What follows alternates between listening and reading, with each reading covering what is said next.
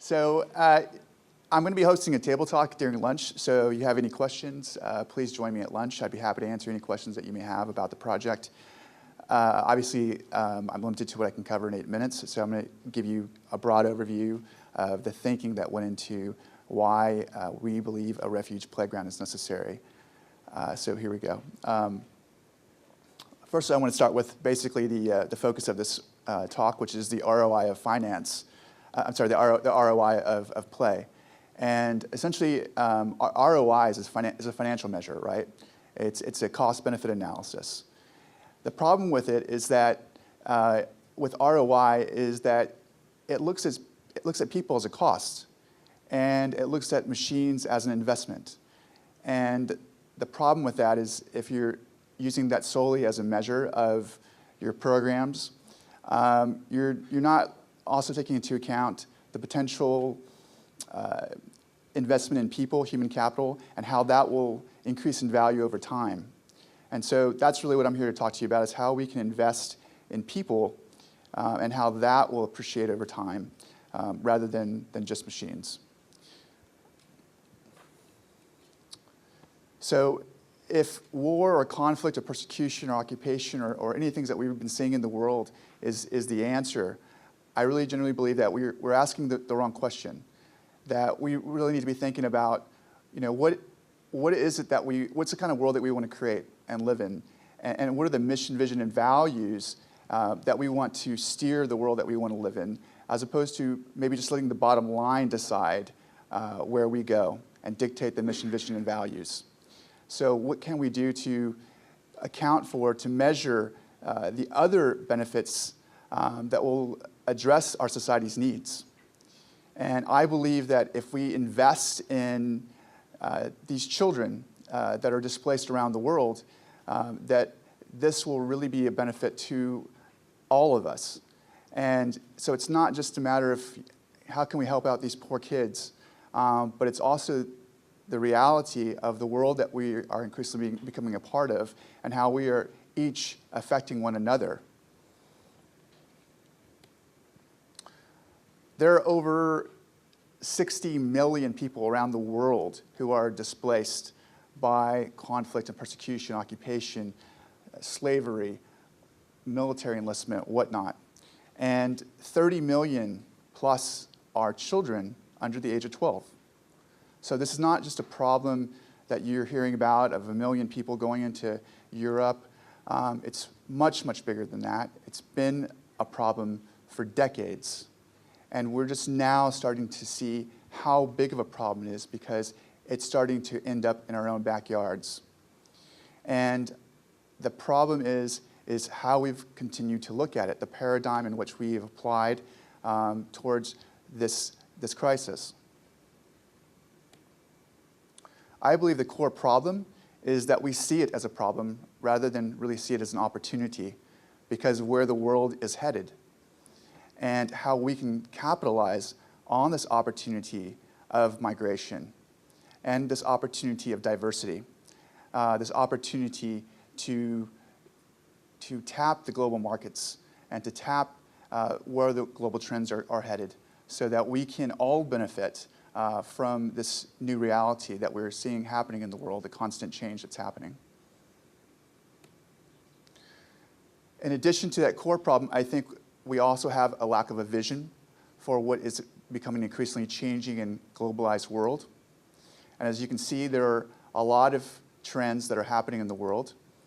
And one of the main ones that I wanted to focus on is this idea of permanent whitewater, this idea that there's constant chaos, and what are the skills, what are the capacities and intelligence that we're going to encourage in all of our children around the world so that they can be prepared to respond, to adapt, to create in the moment, to have it within inside themselves, to be able to overcome the challenges that we're all facing and that we'll continue to face.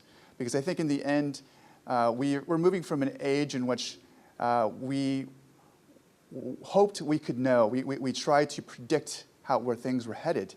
And now it's becoming a world in which we have to be prepared for whatever comes to us. And we have to be able to create in the moment and respond and adapt to those moments. And to the extent to which we can enable our children to be able to see the world in this way, to be able to notice and to wonder and be curious and explore what's possible, I think that's what's going to enable them to be able to be effective in the future. So just really quickly, the idea of that we have moved from essentially what's a hunter-gatherer age through the agrarian age, the industrial age, to what I believe now is the knowledge worker age, to what I believe will be ultimately an age of wisdom, where it's about our ability to have the perspective and judgment, to apply all the lessons throughout the ages, to apply all the technologies throughout the ages, and be able to make choices that affects all of us as we become increasingly interdependent with one another, and as the choices that we make increasingly affect one another. And so the extent to which we can tap all those technologies and tap all our intelligence, all our capacities, is the extent to which we will all be able to support one another and enable one another. Tony Wagner is a professor at Harvard who's studied what we can do to essentially enable our children for the 21st century. And he's been talking about this in many different ways. One of his TED Talks was about play, passion, and purpose. He has gone on to continue to study the ideas in which we can enable our children to be prepared for the 21st century. And as you can see, these survival skills he's talking about essentially are what children learn throughout the play process. And so if we can create opportunities for children to develop these skills, they will then move from being dependent on us to being an interdependent being that can become a creative force in the world. So this problem that we are experiencing now on such a massive scale was actually a problem that was experienced during World War II or just after World War II, when hundreds of thousands of children were displaced throughout Europe. And they called them Europe's lost children. And humanitarian organizations, child welfare experts, government officials, all ultimately decided that the future of Europe, the biological, the moral, the economic, the social future of Europe rested on how they were able to help these children rehabilitate themselves and prepare them for the future. And what they ultimately decided to do was create play spaces for the children so that they would have somewhere to go, they had somewhere to express themselves.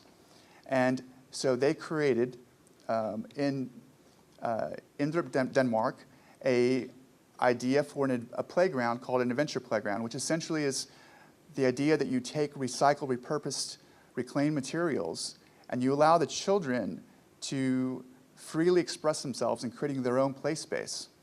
And this idea was so successful that humanitarian experts and child welfare experts and government officials took that idea back to London and throughout the rest of Europe and the world and created these adventure playgrounds. And this is something that has now since been shown and proven scientifically to enable children to develop the very skills that Tony Wagner is talking about. So I think what it comes down to for me is this permanent whitewater, and whether or not we're going to choose more dinghies, allow others who we're increasingly interdependent with to choose dinghies, or we're going to learn to surf the whitewater.